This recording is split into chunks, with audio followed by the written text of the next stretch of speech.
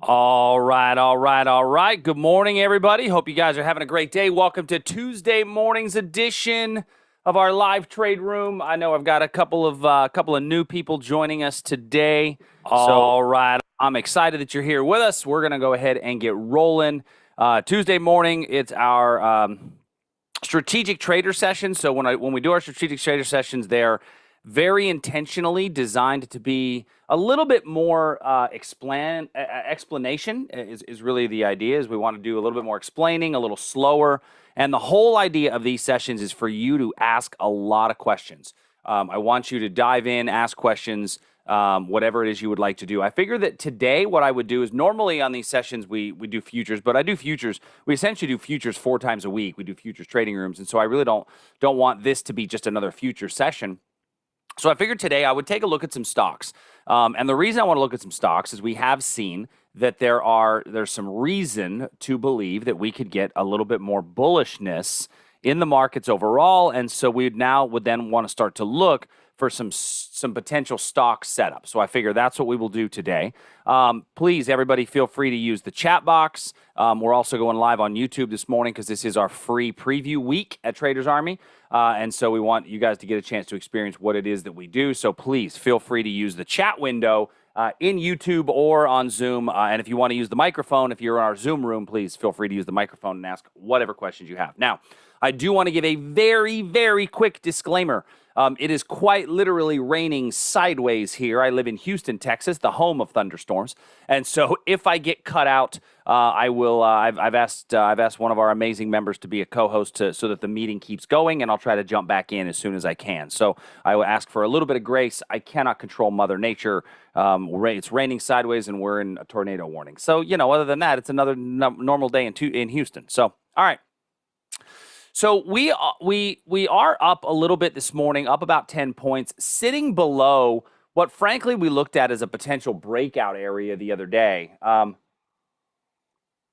right there above that 44.65 in the S&P. Now, that 44.65 in the S&P it is a pretty good area, and the reason that we looked at that level is because we are sitting just below this region in here where it was old support becomes new resistance.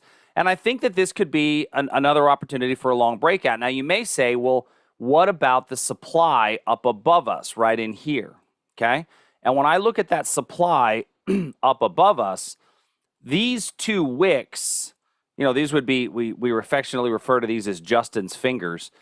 These two wicks, in my mind, are pointing to supply that's higher up, which I think would be up in this area here. And so I am totally okay this morning if you wanted to look at a potential long going up from here. Now, remember, we were in a daily area of supply. So remember that this daily area of supply, this rally base, nice drop, does still indeed exist. But the longer we stay in it, the weaker that supply becomes, right? And so as that supply continues to weaken, there's a good chance that we see price break through there. So I think that a really decent setup this morning might be for either you to take a breakout above the highs of the Globex, and I'm okay with a breakout above the highs of the Globex. You certainly have a good pullback right in here at 44.08. The downside of that 44.08 pullback is that we came really close to it yesterday and didn't quite get in, right? Now, the other thing to consider is that in the overnight, we had these two big moves up. Now, what do I like about these two green candles here, specifically this move here? What is it that I like about that? Somebody tell me, what is good about this move right there in terms of potential demand? What is the specific thing that we like about this move? Very good, Liz. It's the time of day. All right. If you guys are not familiar and aren't looking regularly at the time of day that a level is formed, I would tell you that that is probably one of the best things you can do is pay attention to the time of day that levels are formed. And a level formed right around the London Open has shown, especially for those of you that have been here a long time, has shown to be some of the best trading opportunities that we're going to see. there's a lot of good trading opportunities that happen around the London Open. And so a pullback into this 44.45, I think, is a really strong entry possibility. Now, if that 10-point zone is too wide for you and you want to be a little bit more stingy on your move, you could even theoretically tighten your zone up and just take this area right here. Okay? So I'm gonna wrap my lines around this area here, knowing that our stop should realistically be below that pivot anywho, but that would be the level that I think is worth looking at. So for an intraday long opportunity, pull back into here and a move higher. Or you can take the breakout above this high, right? Breakout above that high also works and is also an acceptable way to get long when the time comes above that level right there. You put that breakout line back in place. I'm good with either entry. Now, why am I talking about longs? Because our 4-hour trend is up. Now, it's up. We are losing a bit of momentum, right? We are seeing a slowing of momentum to that uptrend. And that slowing of momentum to that uptrend is caused a little bit by some fundamental news that we are seeing a little bit of a a continual push to raise interest rates, even though we're seeing some hope in the market. There's that thought, okay, are we going to raise the Fed? Is the Fed going to raise those rates? And the market's still, staying above there. Jay says, thoughts about the rally-based rally right above. So are you talking on the 15-minute, on the 1-hour time frame, Jay? 15-minute. I assume you're talking right above. Oh, are you talking this one right here, Jay? Right here? Yes. So I like that. It's funny, when I drew that 15-minute level, I thought, should I extend this up? Yeah, that you can certainly use this level up here. My only caveat is that I really do like the time of day. The right at the open is typically a better time of day. And so that's why I didn't include it. You can certainly include it if you're willing to take a little bit of a little bigger risk position, then certainly you could include that area. But all in all, I think overall bullish is the overall way to go. So questions on the S&P? Does that make sense to everybody on the small day trading setup time frame on the S&P? Okay, let's take a real quick look at the NASDAQ. Now, NASDAQ, we had a 15-minute demand level here yesterday. And looking at that 15-minute demand level, this was a really, really strong, quick move in and a very strong, quick move out. Anybody catch that level yesterday? Make a little bit of cheddar, if you will, on that move. That was a really quick in and out. Moved for a 3-to-1, 4-to-1 outside of that level. But notice the second time we came into that level, what did we do? We cut right through it. And so certainly that level is DTM. Gots to go away now. And then what I'm going to do now is look at this area here. This is the breakout area. Got that one on the mini MQ. Good. Yeah, Liz, I mean, it came down pretty quick. So it was a pretty quick area right in here. I will say that I still do like the level down here better. That's still the better, cleaner level. Now on a 15-minute, comparable to what we just did in the S&P, you have 14,344 by 14,324 in the NASDAQ for a potential setup and entry as a possible way to go. And you're looking at a pullback into here, price rallies off of here and goes up. Your stop at the tightest should be, in my mind, at the absolute tightest, where you would want your stop to be, would be below the low of this green candle. Remember, our stops are not just arbitrarily placed below our zones. They're placed below wicks of leg-in candles or pivots. Your best stop is going to be below this pivot. But if you really want to be tight, you can put it below the low of this green candle right here. All right. any questions on the NASDAQ or S&P setups for today? All right, so those are day trading. Let's talk about longer-term investing setups or swing trading setups. As a day trader, the NQ, we have gotten above this swing high. So we've come above this swing high right here, and not a lot, but enough that we've taken out any sell orders that existed up here. The next move would be to see, do we get a bit of a pullback and then trade higher? That would be the best setup, actually, for a swing trader, would be a little bit of a pullback and then for us to go higher, or for us to base and create a bit of a bull flag pattern and then break out higher. That would be the most bullish setup that we could see.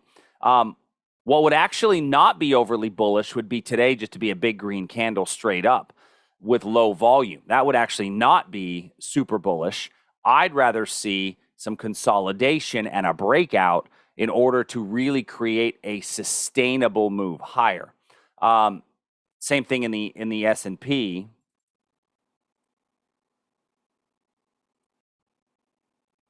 Same thing in the S&P on a daily chart. Now, the S&P is well above this swing high, and we're sitting at this level of supply, basing in this level of supply to create a rising bull flag would be the ideal setup for price to continue to go. Okay, and that I think would be the one to take a look at. Okay, all right. So, any questions on those two, S&P or NASDAQ? Please type it in the chat box. All right, let's go ahead and move on. Oh, I got a request to look at the Japanese yen. I will do that. Nobel, I see you're asking about the Japanese yen. Or Noble, whatever it happens to be. I will look at that one after I do crude oil real quick. I want to take a look at crude.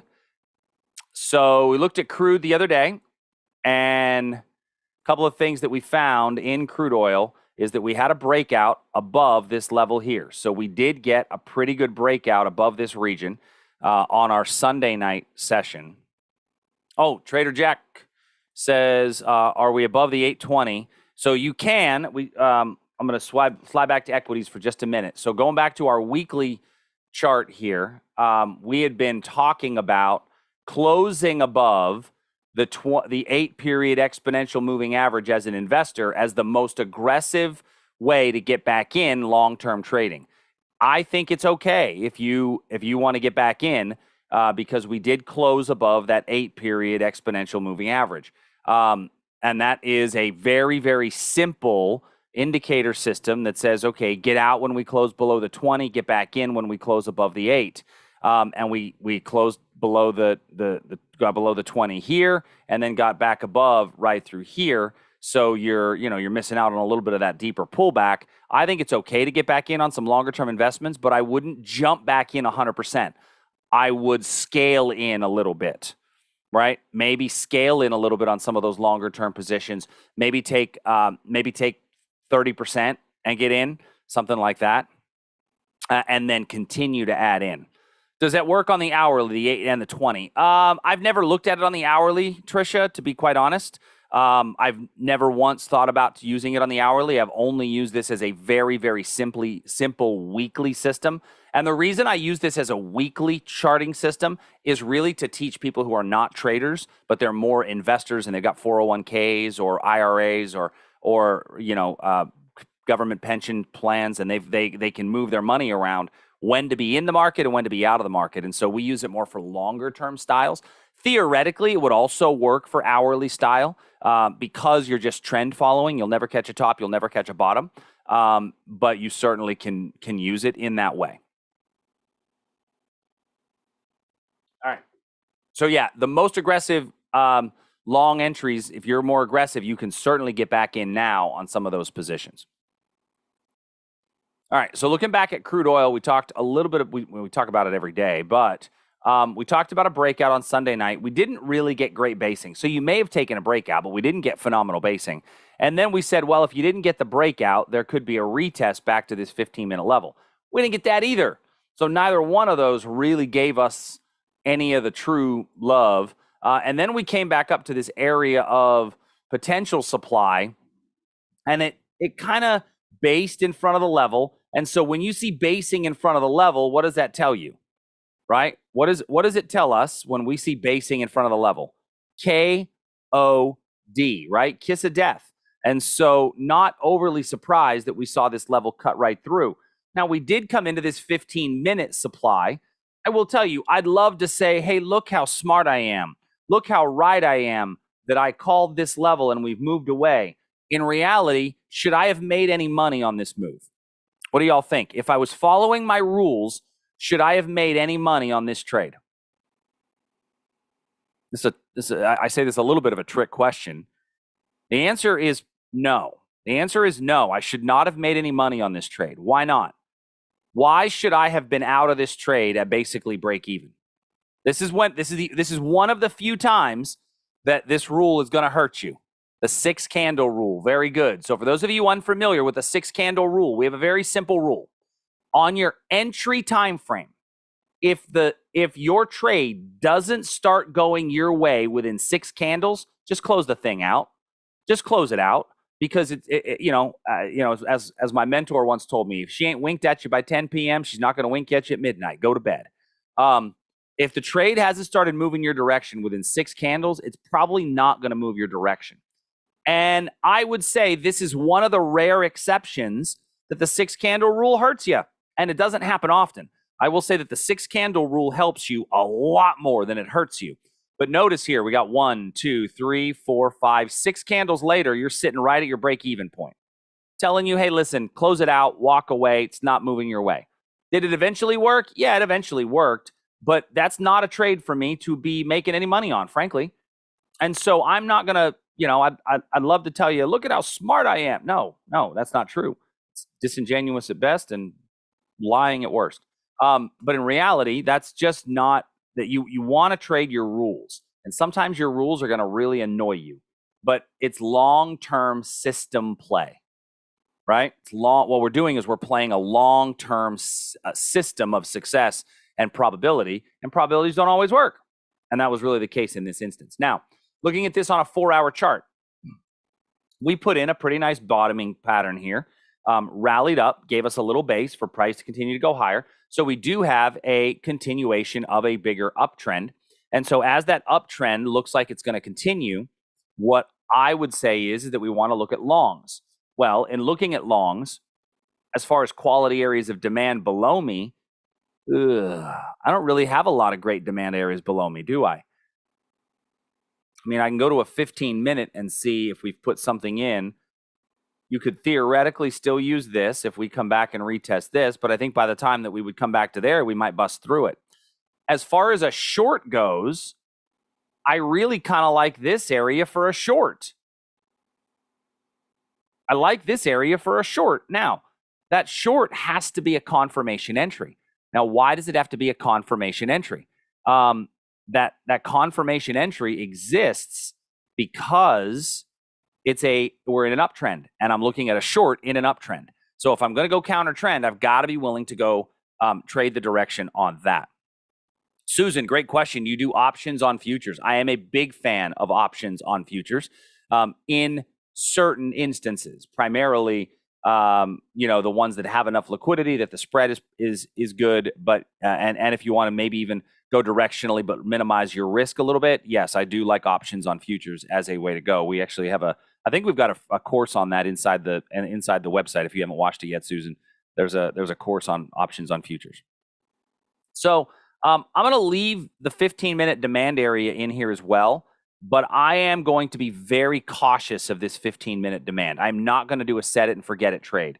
What I'm going to do is I'm going to set an alert just above there. And the reason that I believe setting alerts is the way to go is because I need to see how we arrive to that level. If we arrive to that level and there's basing in front of it, there's no way in the world I would take this long. Okay? There's no way in the world I would take this long. I don't think that long would make a whole lot of sense. So, yeah, that's good. And we have a lot of people, Susan, right now. A lot of people are in we talked about a call ratio back spread on USO. Some people are on the CL call ratio back spread on that. So, Let's see. Lady Ventura says, hi, Chuck. How about the 111.40 level for a short right below your level? So you're talking this one right here. So I like that level from a structural standpoint. I do. I like that level from a structural standpoint. But why I selected the level above this one here, so let me just draw the lines here. Why I selected this level as opposed to this level is the time of day that my upper level was created. Upper level was created right at the London Open, and I really, really find a lot of value in those upper levels when they're in that way. Now, this is a speed candle, and we anticipate that speed candles will indeed get retraced. So that is that's a great point. So if you're a little bit more aggressive, you can certainly take both. There's a level on top of level in that way. Because it's counter trend, I'm using the time of day as an additional probability tool to give me a better entry. That's all I'm really looking at on there is that time of day. So, but I do like the speed candle up here for that short. Structurally, it's great. I prefer the opening of the market as a better entry time play. Are there daily floor pivots at the formation of these levels? I don't really use floor trader pivots. It's not something I've really ever gotten into, man. I know that that's something that a lot of people use. I don't really get into floor trader pivots on that side for a couple of reasons. One of which being that the traditional floor trader pivots are frankly, we don't have floor traders. I mean, it's really what it comes down to. The more and more computers that are doing things, the difference it's going to be. So,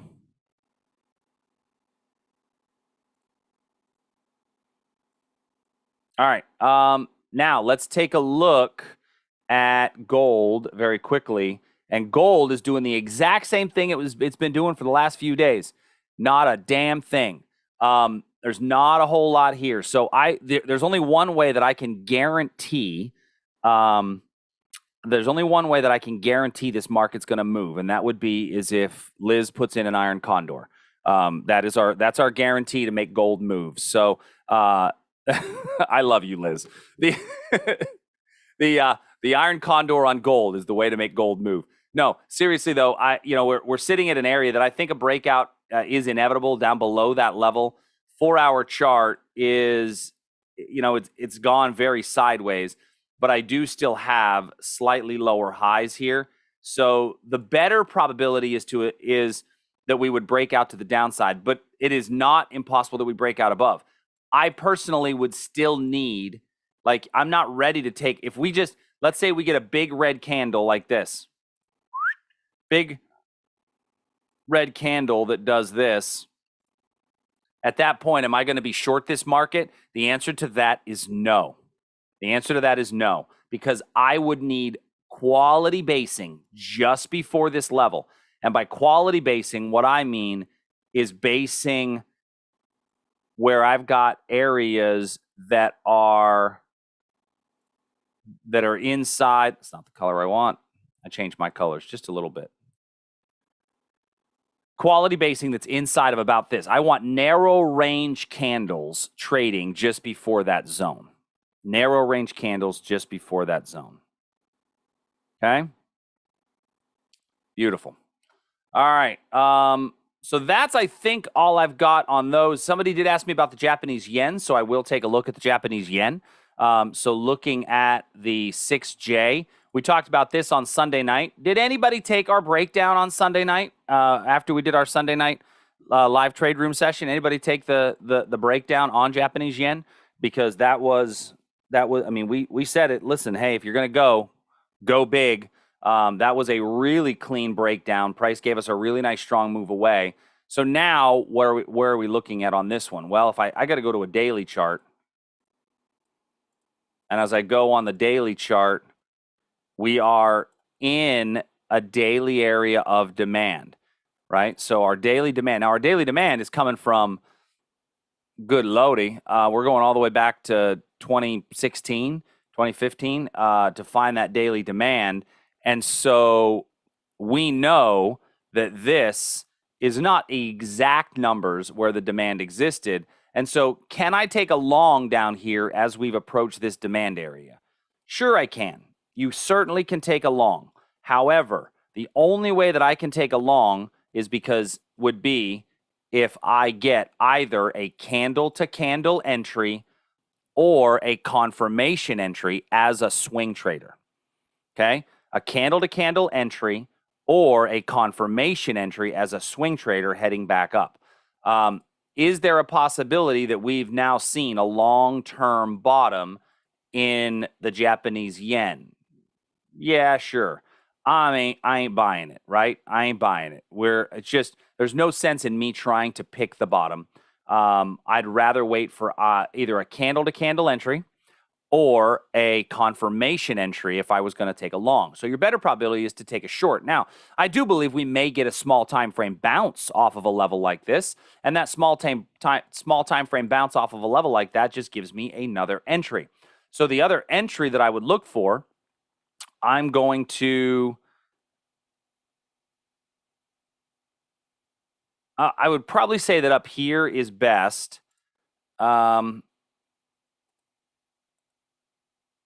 That's a little bit in the middle of this move down. Now, the reason I chose the one up here as opposed to this one right here is because this one we've got to move down with a little wick back up, and then we come back down and we come back up again. And so that looks like a level that may have eaten itself out, right? It may have just kind of gone and really eaten out the supply that existed in that area with those wicks going up and down. And so by clearing out that order queue, I think there's a chance that we could pop through there, and I would say that this is the better entry on a short. Can you explain candle to candle? So I'll give you a very, very quick, high-level explanation, and then I'll show you where you can watch a full class on it. So there's a full on-demand video on it, but a very, very quick explanation of it is that we look for a reversal candlestick somewhere in here. Let's say that we get a candlestick that is, I don't know, a doji down here. And so once I get that reversal candlestick, that now tells me, all right, it's okay for me to get long. So let's say I get a doji down here. Now it's okay for me to get long, but the only way I can get long is if we get above this candle's high. But in that case, my stop goes below this candle's low. So what happens in that case is that my candle itself becomes my entry and my stop. And so I'm getting long above this candle's high, stop below this candle's low. As a new candle is created, let's say our next candle, let's say that our next candle goes up and looks like this. Theoretically, I would then take my stop once this candle is printed and move my stop up here to this candle's low. And then once I've gotten about at least a 2-to-1 reward to risk, then I can manage the stop a bit looser so that I can, have eliminated all my risk in the position. Okay. Now, in order to find that video, there's a full lesson on it. Go to the student resources tab on the website. Underneath the student, and those of you guys that are in the free preview week, we don't normally open up all the classes on the free preview week, but underneath student resources, you'll see all of the on-demand content that is also available. So training courses, I'm sorry, not that one, on-demand trading courses, it is located underneath advanced price study, candle-to-candle style trading. And for those of you that are here for this week, take a look at some of these. I know you're not going to watch all of them, frankly. If you get a chance to watch a couple of them, you see what it is we do, and then you can go through them at your leisure, throughout this week. So, all right.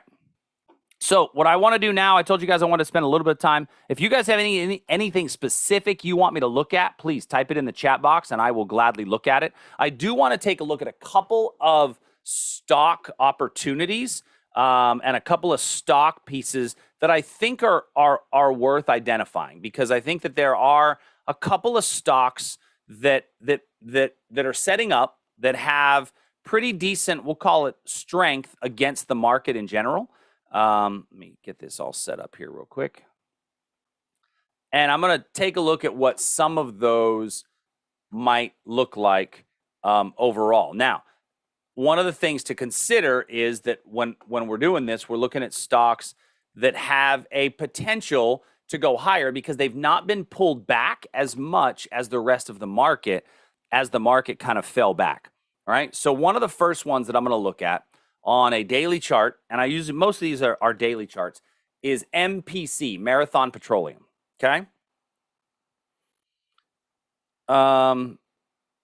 So looking at this, one of the things that I'm looking at here, especially if you kind of think of it in this range, is that we've kind of continued to trade higher. At its worst, from its high to its low, this thing only pulled back 10%. So it's already outperforming the market in general, and oftentimes this would be considered a bit of a base. Now, it doesn't have a huge ATR. So the downside of this is that you don't have a huge ATR on this stock. But when I throw up my implied volatility on this, my implied volatility is on the lower side. So I can enter this with a fairly low cost position from an options perspective. And we gapped up yesterday. This morning, it looks to be that we're trading kind of about where we closed yesterday, and we're closing in on that high. So I think there's a chance that this one could continue to trade a bit higher from this level. Another one worth looking at is Tech Resources. That's another one that didn't really give us a big pullback. We pulled back a little bit, but not a ton. And I think from here, you could see this also continue to trade higher. Now, this one I would love to see a pullback on an hourly chart into a level like this, where you've got a little pullback into this region for price to then continue to trade a bit higher. Now, we do have a bit of resistance up above us through here. So if we get a pullback into that 39.28 area, I think you could easily get a 2-to-1 reward to risk on that position. Question on the chat says, I placed contracts at the 0835 call option on the 6J. Do you think price could go higher? So I'll reiterate what I said a bit earlier. Do I think price could go higher? Could is a relative statement. It certainly could go higher. I think your probability is, and if you bought the 835 call, that means you bought the call up here. So that means that you bought a call slightly out of the money. So in reality, that means in order for you to start making profit, it's probably got to go up above here, depending on where you got into that. And so essentially what you're doing in that case is you're picking a bottom against the weekly trend and the daily trend. So if you are okay with the risk that trade gives you, then certainly feel free to take it. I personally would not take that trade because it is going against the daily trend, the weekly trend, and the hourly trend, and I have not yet seen any indication of a reversal. So that's my overall opinion on that particular position. I am never going to say it's not going to work, because could it work? Absolutely it could. And as long as you're comfortable with the risk and it fits your trade plan, then I'm totally okay with it. That's really what it comes down to. So, boss, will you take a live trade real time and manage it? If one gets into our area, but in reality, I don't really see a whole lot coming into our area. One of the things that I really do is, we do our analysis, and if the market comes into our levels and gives us the entry, and I think the only one we would have today would be the ES.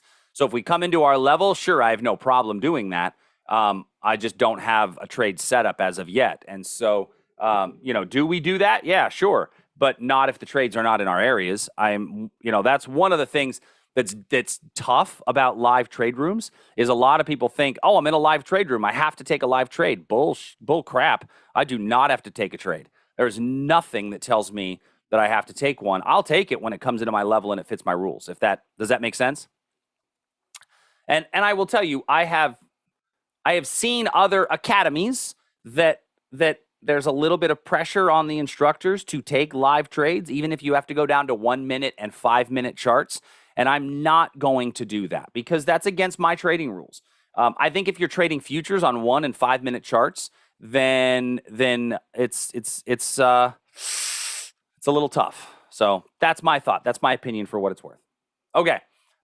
So those are two stock positions that I think are pretty good. They're not amazing. There are other things that are out there that are also clearly worth looking at. The thing that I like to do is I do take a look at. I've got a watch list of just my Apple, Facebook, Microsoft, Amazon, Google, and Netflix, and management means entry, stop, target, and position size. So when you're saying management, how would I set it? Okay, so you're talking about how I would set it up. So I'll go through that real quick. So let's say I'm doing the ES on this position, entry, because this is with the trend direction. So I'm okay with a limit entry. So in this case, on this particular one, your entry would be 44.45 quarter, right? Stop would be below here, which would put us at 44. What's my low? Below this candle's low. So 44.36.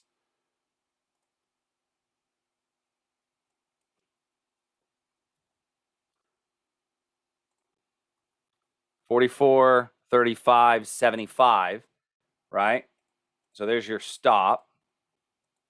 And then in that case, what's my target? Well, what's my risk on this position? My risk on this position is essentially 10 points. So my target has to be a minimum of 2 to 1. And so my first target would always be at that 2 to 1.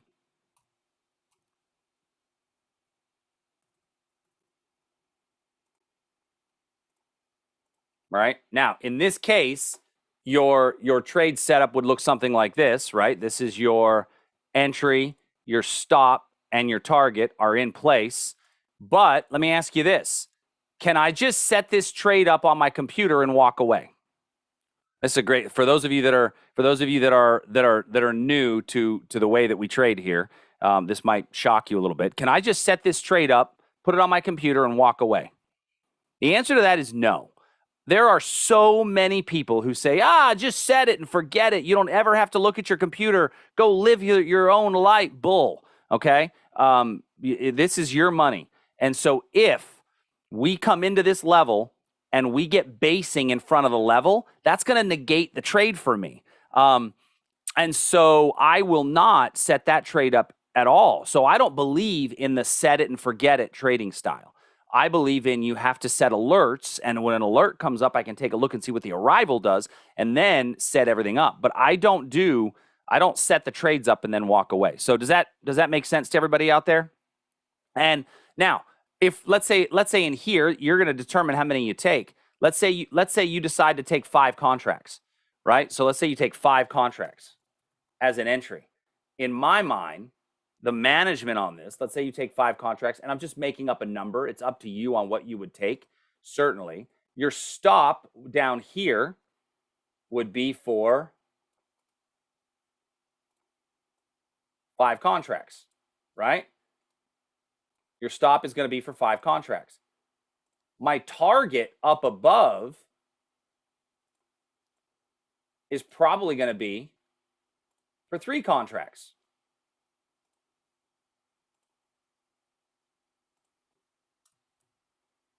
And then what do I do with the remaining 2 contracts? Well, I've got to go pick a target 2, and I allow profits to run, and I move my stop to break even. Well, what would be my next profit objective? Well, my next profit objective would be up here at 45.23, right below that level of supply. So, any questions on that? Does that make sense to everybody?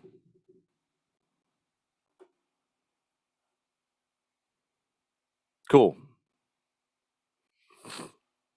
All right. Let me slide over here real quick.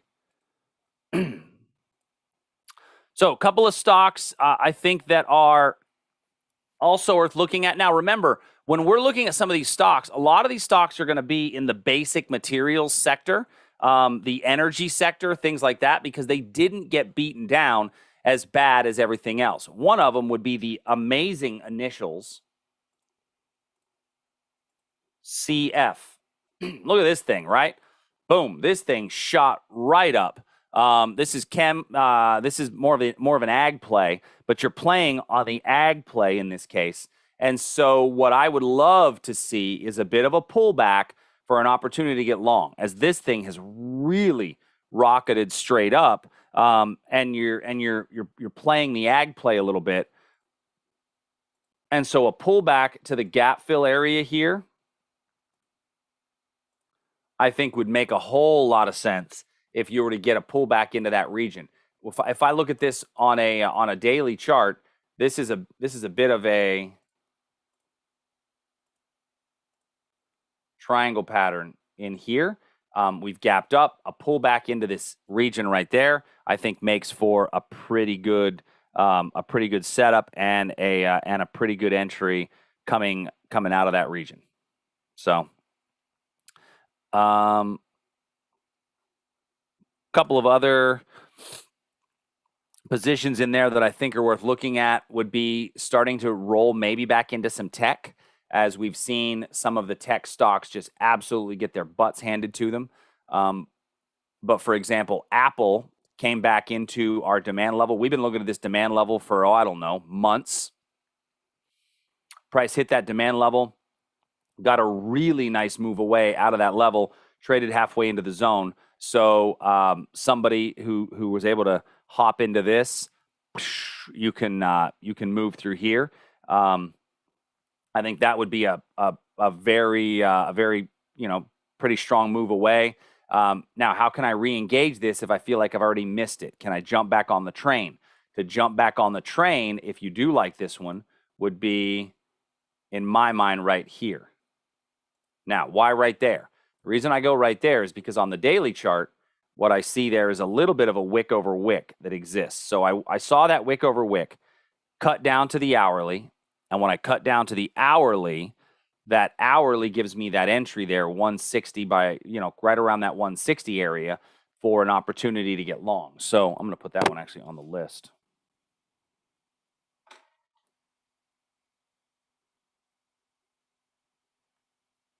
So what's a play that I can use on that from an options perspective, right? So from an options perspective, what I want to do is if let's say we like that setup, if I pull this back, look at our implied volatility. So this is our implied volatility. Now, by the way, for those of you that don't know, what this indicator is, all we did was we basically say what's the upper third, what's the upper 20% of the range, what's the lower 20% of the range, just so that we can see. If we're in between the upper and lower 20% of the range over the last 1 year on implied volatility, we do spreads. And in this case, you would want to do a bull call spread on this Apple position. So when price gets back into that level, you would want to do a bull call spread. Now, our rules on a bull call spread are pretty simple. You use a minimum delta of 0.25, and you want to have a maximum debit of 50% of the spread. So if you do a $10 spread, you want a maximum $5 debit, and you want a minimum delta of 0.25. If you do not know what in the world I'm talking about, you should go watch the class under OnDemand Trading Courses. There is a class on bull call spreads, very easy to watch. I don't want to dive into it too deep right now, but it is right there, bull call spread. Okay. So that would be, I think Apple actually sets up for a really nice bull call spread pullback right back into here, I think, from a swing trading perspective. One that's been in the news a lot lately would be Amazon. And Amazon announced their 20-for-1 stock split that did get approved by their board. Was that 20-for-1 stock split? And after that 20-for-1 stocks, 20-to-1 stock split, we did see price move up pretty strong. This is actually a picture-perfect double bottoming pattern. Why is this a picture-perfect double bottoming pattern? Well, because my second leg of the W is below my first leg. Oops, that's not what I wanted to do. The second leg of my W is below my first leg, and so that's actually a really good way to find those, those areas right through here. Okay. And I think I closed my YouTube chat page by mistake. So if you're on YouTube, hold on a minute. Let me see if I can't find. Let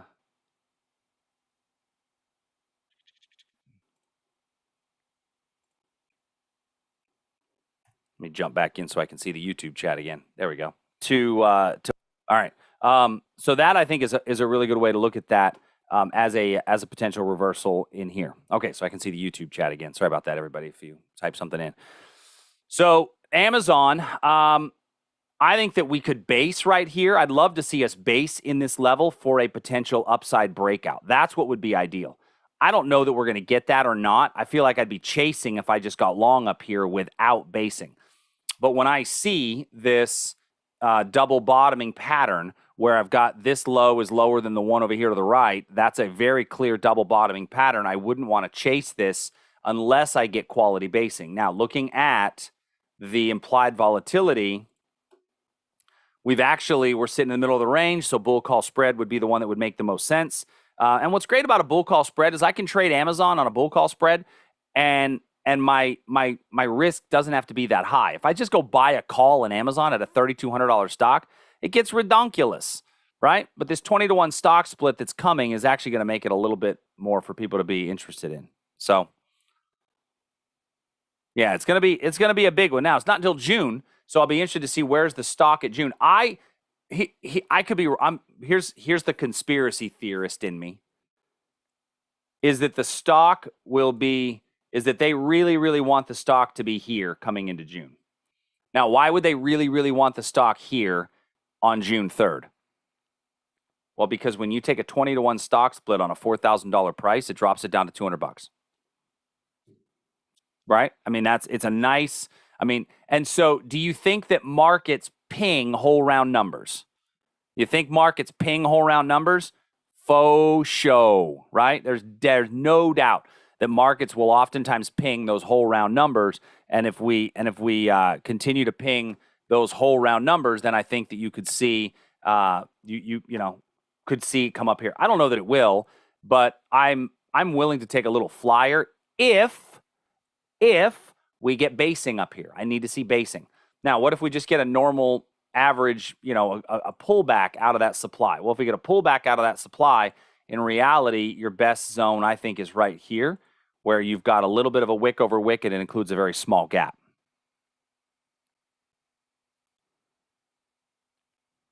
Okay. Let's see. Brian is asking about ABS. Let me take a look at ABS.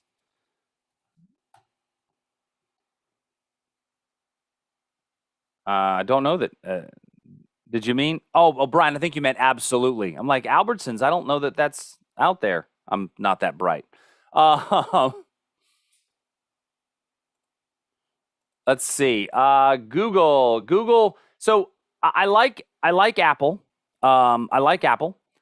I do. I like Microsoft. Google, I think you'd want to see a breakout trade set up in Google above this region here.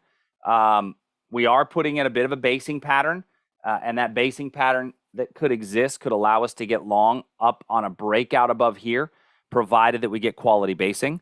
Liz, I will definitely look at that one next. So I think you could get a decent setup here. My only fear on Google is that you have a bit of a trap right there and no room to roam. Right? I don't have a lot of room to roam on Google. Let me throw my implied volatility range on there.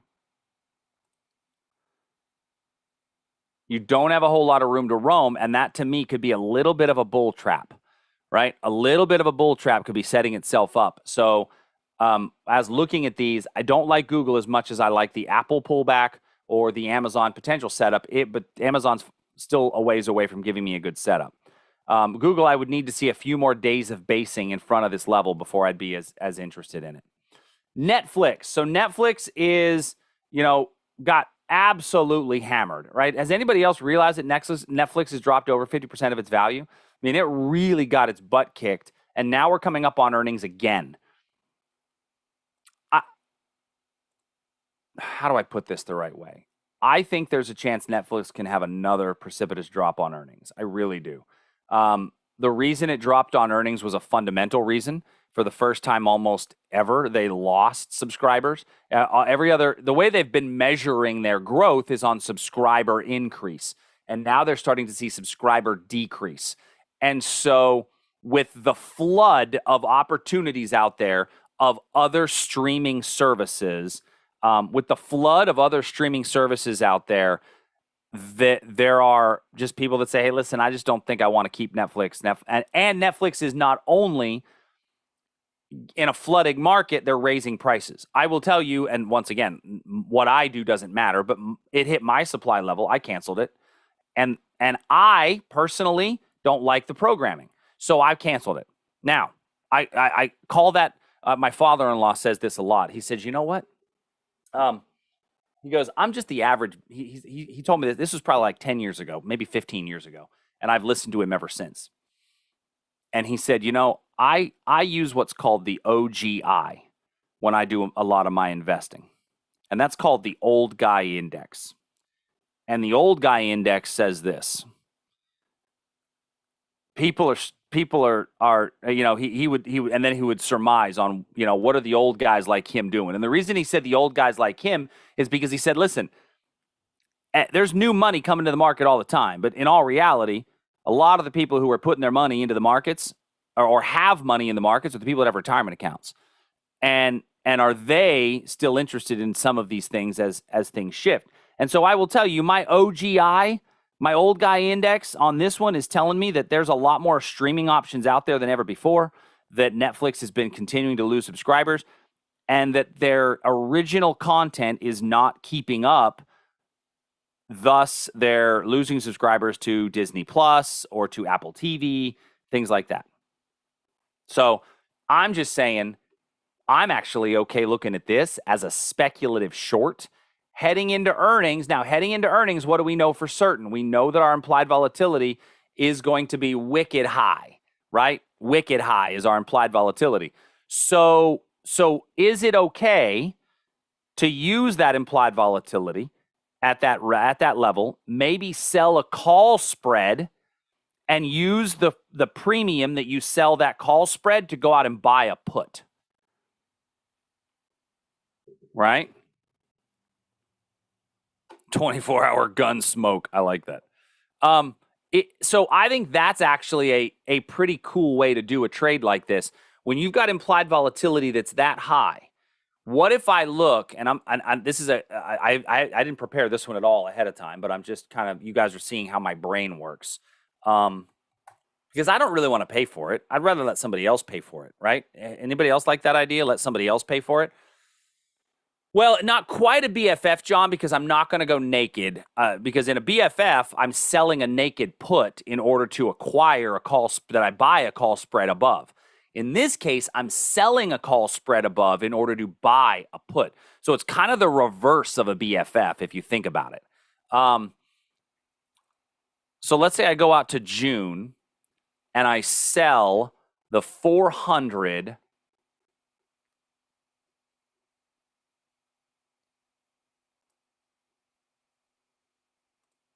Let's say that I sell the 400 by 425 call spread, or 400 by 430. Let's go a little wider. All right, I get a $9.17 credit on the 400 by 430 call spread. So what does that look like on a risk graph? Well, that looks like this on a risk graph. That looks like I'm bringing in a $9 credit, and I'm basically putting a bet that says I think that Netflix is going to be below $400 on 9/17 or on June 17th. Now, what I'm doing in this case, though, is I'm in that trade. I'm immediately going to be down money in that position because it's a it's a theta positive trade. I need time to pass in order to make this trade make money and make sense. But I immediately bring in that $9.17 credit. Now I could do 4 by 420 if I want to. I only bring in a 652 credit. I'll leave it at the 4 by 420 for right now. Now, then I say, well, what if I go out and I use that money to buy a slightly out of the money put to help finance the purchase of that put, right? And so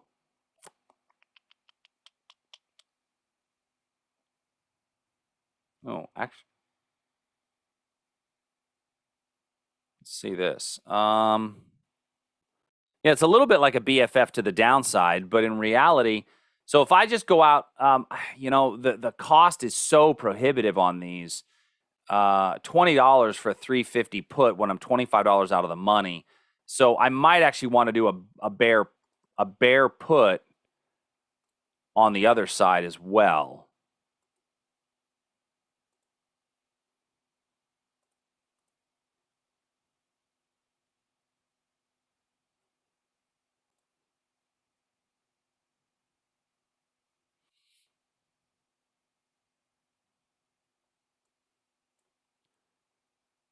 All right, so now when I put those together, this is kind of interesting.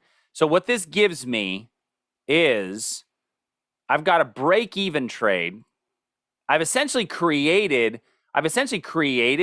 a synthetic position that doesn't really cost me anything to get into, but I've got limited risk on both sides of the trade, right? So this is a setup where we could get a put closer in expiration, but let me just take a look real quick at this, because what I now have is essentially, now if it goes up above a certain, now this would be a trade that you've got to be comfortable holding over earnings, because what you're doing is you're basically playing for an earnings drop, right? So you're basically playing for an earnings drop in this case, and if price drops below 370, you've got a pretty decent move. And what day is earnings? Earnings are on the 19th. So let's do this as of,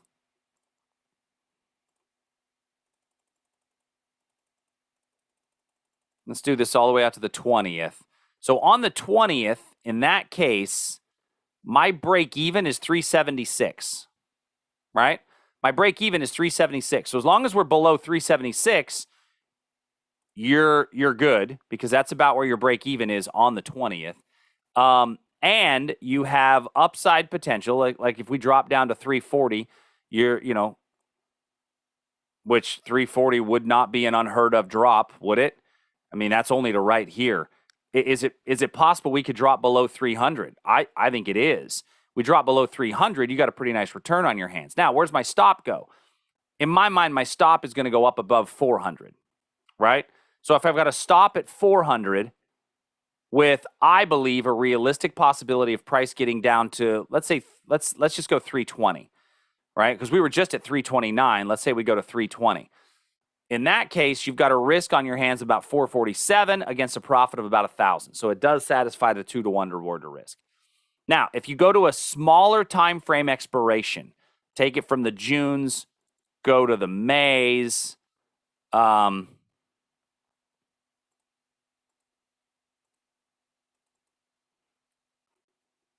just buy the put in the Mays instead of the Junes.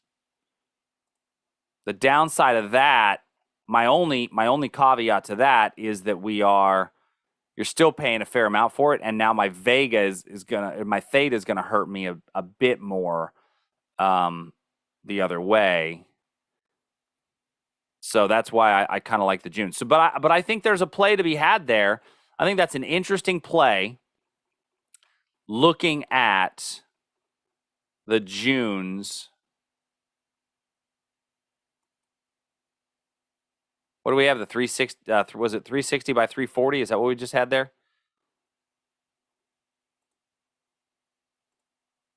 Was the 360 by 340? Okay. All right. So for those of you that take screenshots, there's a screenshot for you of an interesting setup and an interesting trade. that I think could be worth a play. So keep that one on your radar screen. I think that's I don't even know what that options position would be called, but essentially I'm selling a bear call to pay for a bear put. And I've created, you would normally say, well, that's a synthetic stock because your risk graph looks a lot like stock, doesn't it? Your risk graph looks a lot like short stock, but it's not a synthetic. And the reason it's not a synthetic is because I have a capped profit and a capped loss. So your maximum exposure in this thing, if all hell breaks loose, is $2,000 on one contract. Yeah, it's a synthetic short with protection on the ends. That's exactly what it is. And so I've never set that trade up. That's actually the first time I've set that trade up. But that's how you build trades like this. The way you build trades like this is that you just kind of build it and see what it looks like, and then mess around with it inside of the risk graph. This may be one to, I like this for the options fund. All right. So that's all I got for today, everybody. Those of you that are watching us on YouTube, thanks for joining us. I appreciate it. If you guys have not on YouTube, if you haven't already done it, go to tradersarmy.com, get a free membership. The rest of the week, you get to join all of our live trade rooms. I'd love to have you. Tomorrow is a super busy day. Tomorrow we've actually got 3 live trade rooms going on, and so you get access to all of them this week. So there's 3 of them: Futures Room, Crypto Pro, and Options Deconstructed, which is a bit of an options lesson. We're not going to do these on YouTube live anymore. I just wanted to do 1 or 2 of them. So go join the website, get a free membership, come join us this week. And if you like us, if you think we can help you make $150 a month in your trading, then join us. We're not rocket surgery here. Wealth Essentials tomorrow. Thank you. I was looking at the wrong week. Tomorrow's Wealth Essentials, which is actually pretty cool as well. And for those of you that have not already heard about it, the Traders Summit in Anaheim, California, we've got some really great speakers and presenters going to be there, hosted by us, but Al Davidson from Trader Tax Pro, Herman Casas, Brandon Wendell, if you guys know Brandon, Jeff Manson, Sam Evans. So some amazing guys I think are going to be out there to speak. I really would love to have as many of you come out and join us as possible. So you guys, you get early bird for the next couple of days. And by the way, that also includes an evening reception with like actual live band and music. So it'll be fun. So it's Anaheim, California. We hope you guys come out and join us. We want to make it a big old party. So we will record it. We're not going to broadcast it live. We'll record it and then get the recording out to all the attendees. So that's the plan on that Trader Summit. So no, Candle Trader, I don't plan on one on the East Coast. This is our first one ever that we've done in person, and so we might think about that at some point, but really depends on how many people we get to this one, and to see if there's enough interest to do that. But come to Disneyland. I mean, you're 2 blocks away from Disneyland for the day. So we've never done this. This is kind of an experiment for us. Traders Army's we're a small outfit, so we're looking to get out there and blow it up. But if you guys are, if you happen to be members of other trading groups or trading communities, please share this out. Let them know about it. It'll be a ton of fun. So, all right, everybody, that's all I got. I will talk to you soon. Have a great day.